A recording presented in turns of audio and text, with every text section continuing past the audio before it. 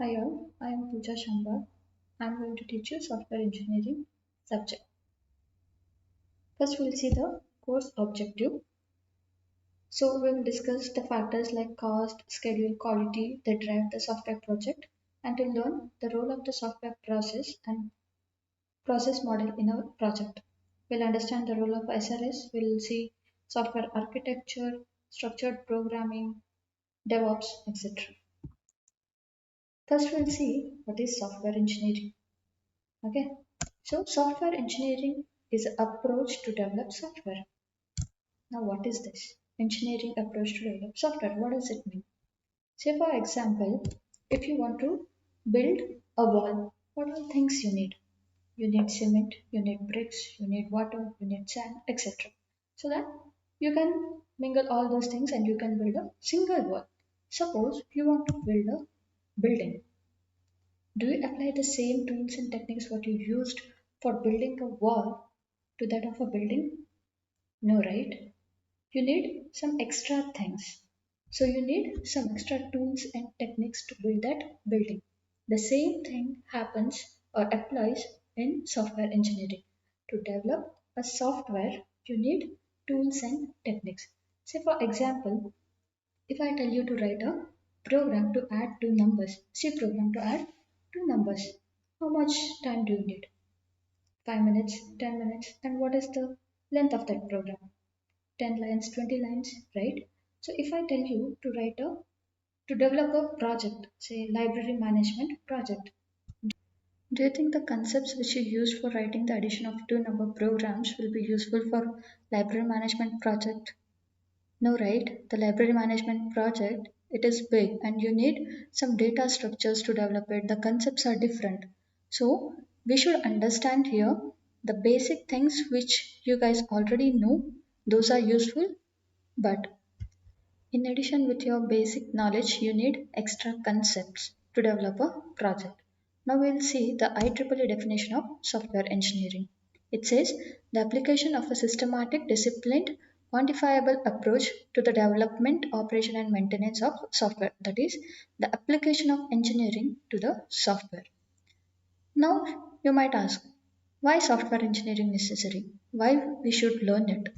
If I ask you to develop a software, what are the things you would need? So you might say the programming knowledge is necessary. Okay, that is right.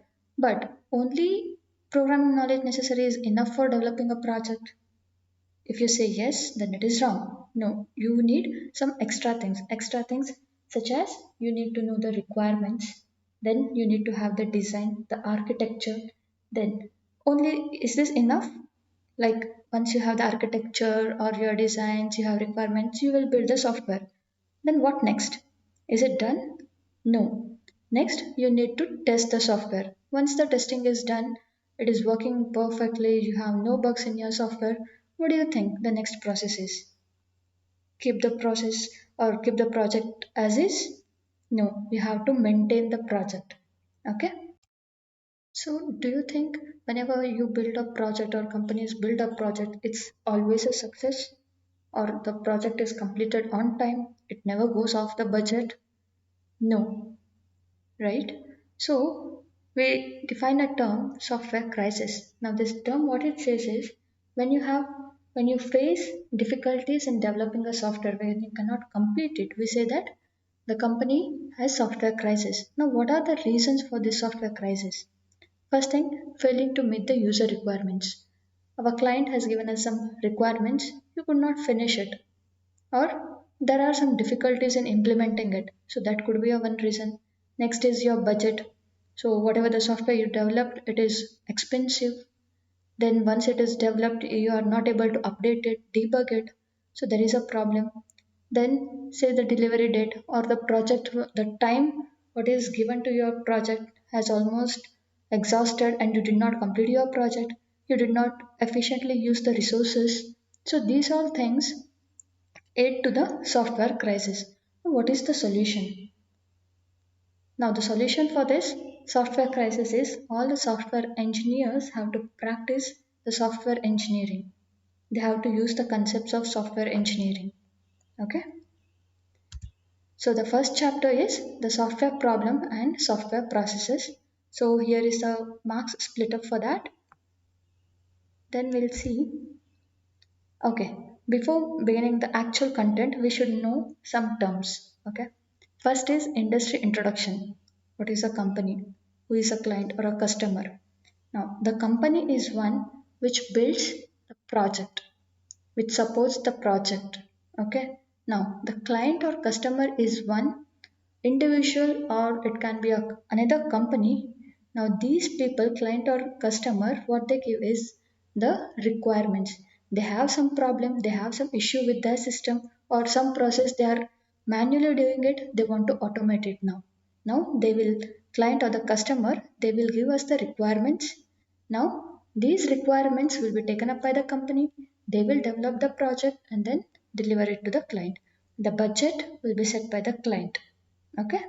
Next, we'll see the roles. What are the different roles in a company? Say, for example, when a software engineer joins a company, he'll be given the first level, that is the analyst. Based on your experience, this level or the roles will change. First, you'll be analyst. After 2 years, say you'll become consultant, then senior consultant, manager, and so on. This solely depends on the experience. Next, we'll see the teams in industry. What are the different teams will come into picture? So first thing, you develop a project, so there should be a development team. Okay, this is done. Then once the project is developed, it has to be tested. So testing team is there. After that, you have to support your project, maintain a project. So support team is there. Apart from these three teams, there are many other teams. There are operation teams, IT team, you have analyst team, right? So these are the different teams in the industry. Now let us first check the software problem. What is a software problem? So I'll ask you, you guys are the students, right? I'll ask you that to write a simple, to build a project. So say for example, library management system, I'll tell you to develop it. So how much time would you need? 2 months, 3 months, fine. A semester. You would need a semester. That is fine. You can develop a library management project in a semester. What could be the maximum lines of code? 10,000, 20,000? Yeah, even that is fine. Okay. Now, say suppose if you are full-fledged working in this library management system. So what you can do is within 2 months you can complete the project, and each month you can, if suppose I take 10,000 lines of code as example, so you can write 5,000 lines of codes in a month. So in 2 months you'll write 10,000 lines of codes. Okay. After 2 months you'll deliver or you'll demo the project, this library management project to your teacher. Okay. Now we'll take the alternative scenario. Say for example, we will act as a client now or the customer. Okay. Now we will give our requirement, that is library management requirement for a company.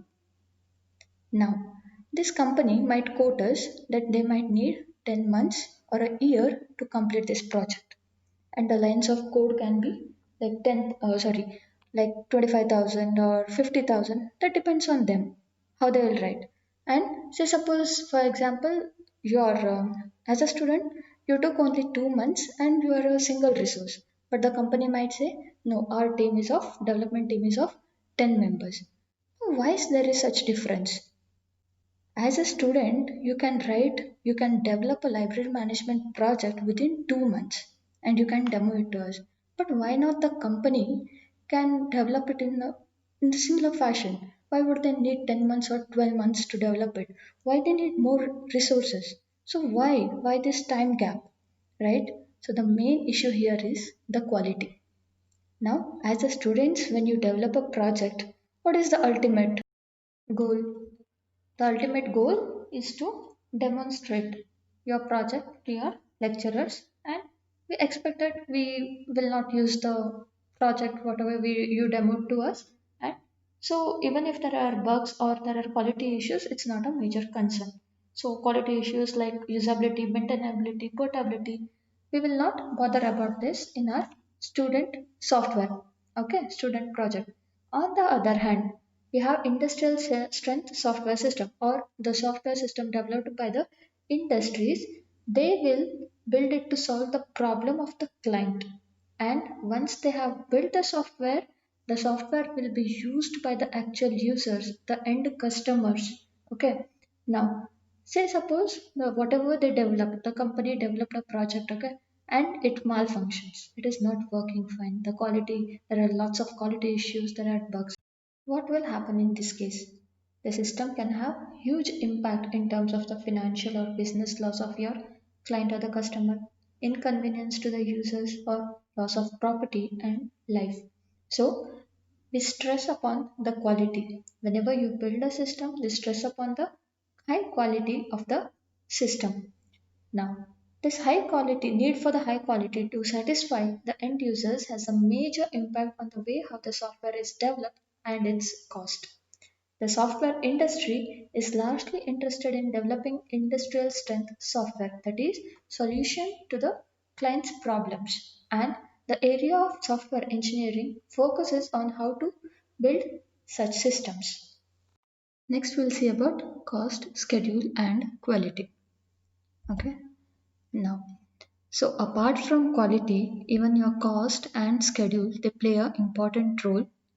Now, we say cost, schedule, and quality are the basic forces.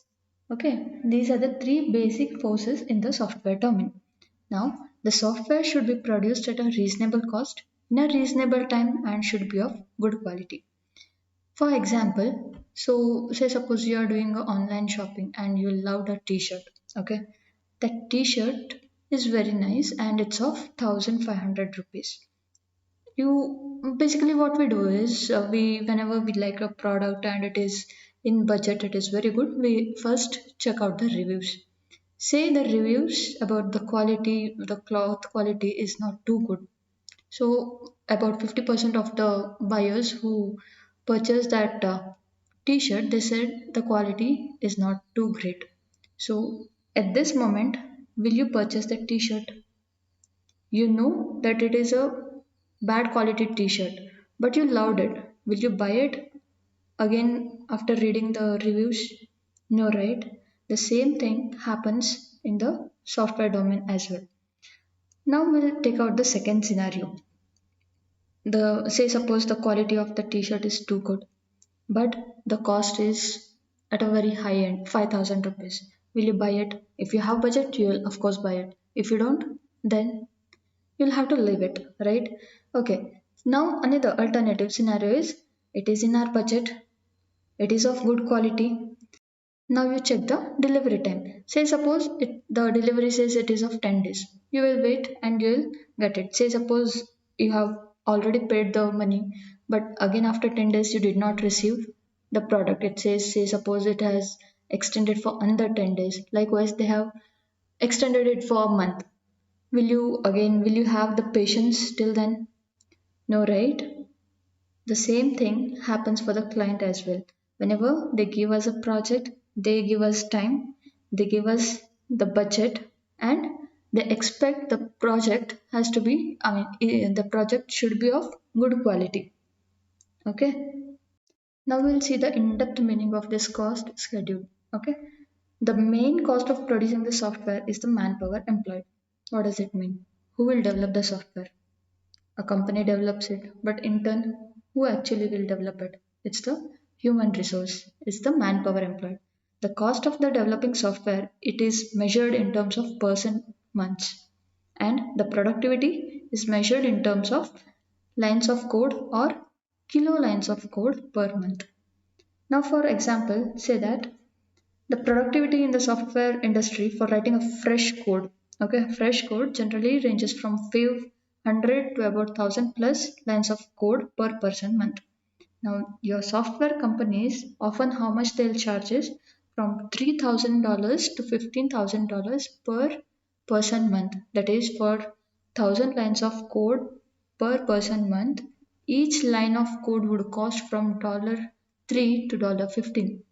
If you convert it to Indian rupees, your each single line of code it might cost rupees 225 to rupees 1120. Okay. Schedule is another important factor in many projects. The cycle time from the concept of delivery should be small. This means that the software needs to be developed faster and within the specified time. Therefore, reducing the cost and cycle time for the software development are the central goals of the software engineering. If the productivity is higher, the cost in terms of person month will be lower. The team which has the higher productivity will finish a job or will finish a project in less time than the same size team with a lower productivity. Getting it? Now we will have a quiz. So what you have to do is you will have a minute of time.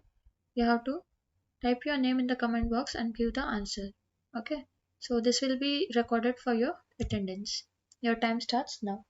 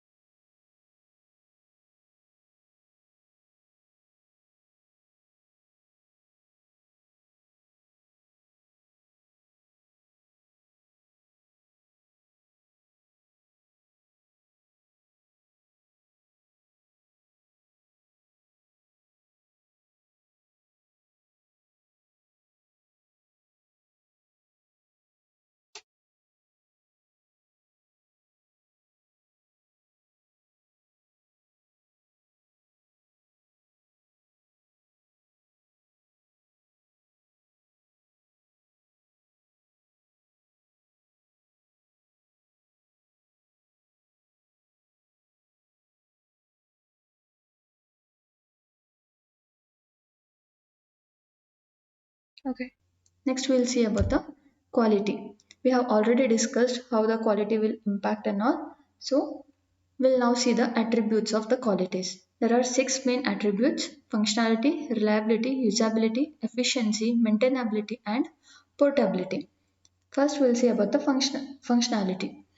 It says the description says the capability to provide functions which meet the stated and implied needs when the software is used.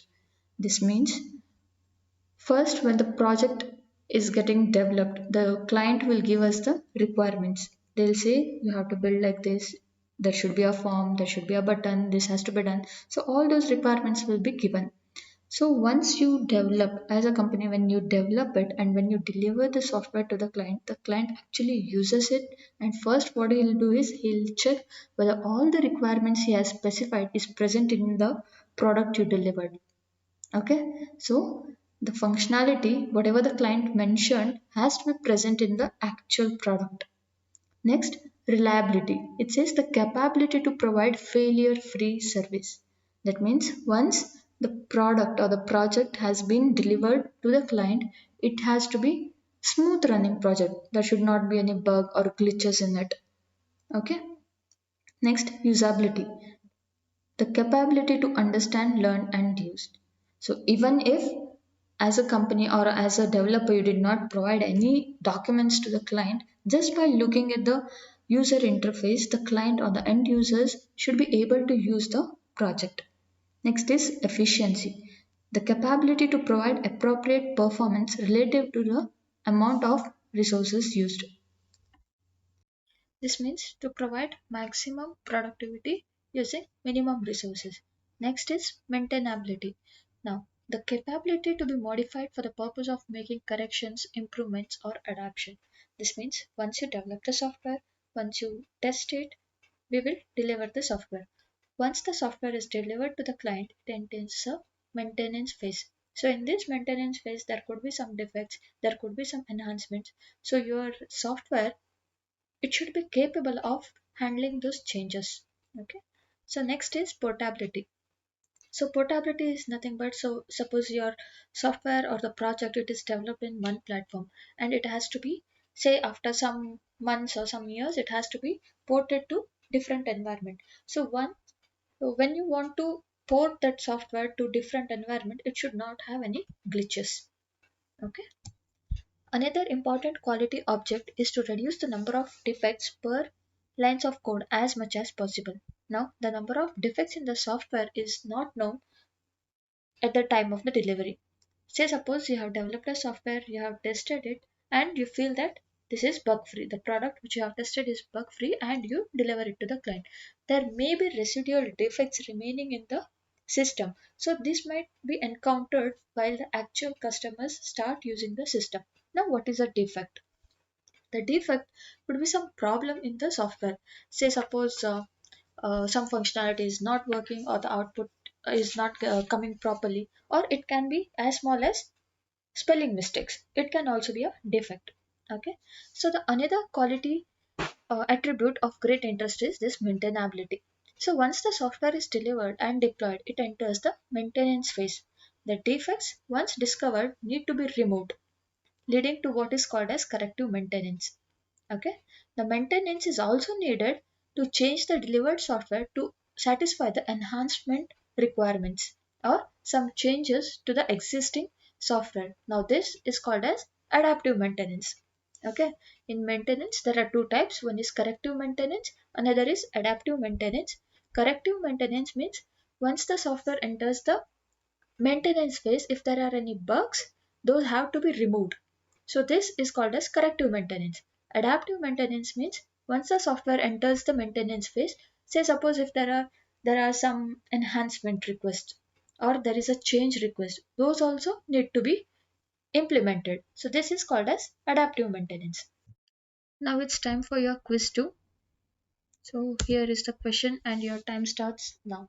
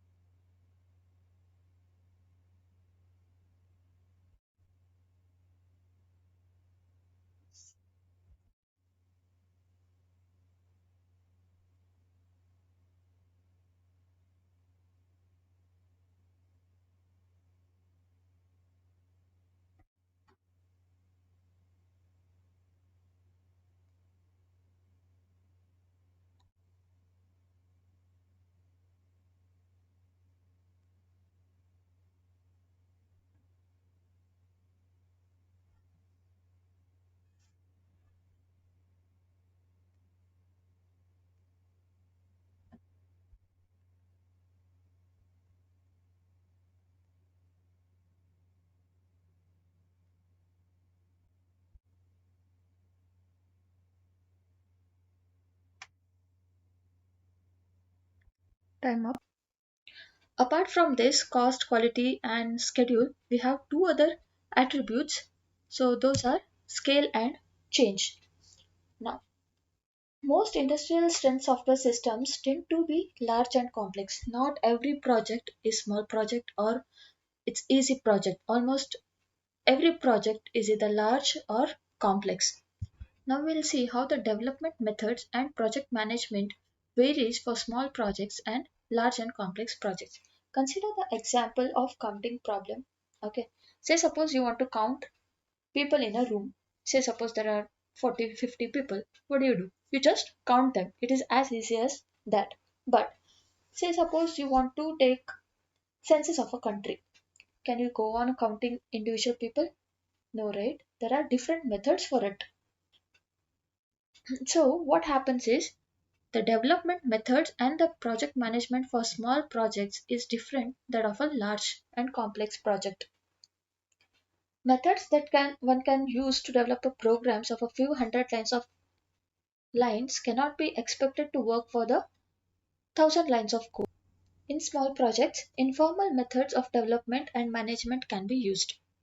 Okay, for example, student projects. So that can be handled in an informal way. Say, for example, for complex project, the formal methods of development has to be implemented as well as a formal project management needs to be there. So your management can tightly look into the cost, schedule, and quality of the project. Change is another characteristic of the problem domain. So when a project starts, you cannot assume or you cannot expect that all the requirements are given at the first place. Okay, as and when the development continues or the time passes, a new requirement would come and you need to incorporate it. This change requires the methods of the development embrace the change and accommodate it efficiently. Change request can also be disruptive to a project. If not handled properly, it can consume up to 30 to 40% of the development cost. Okay, that's it for today. Next, we have the practice questions. So, maintain a separate copy for this subject. Write down these 4 question and answers. Take a picture of it and create a PDF. In the next class, I'll tell you where to upload and when to upload these question and answers. Okay, we'll conclude today.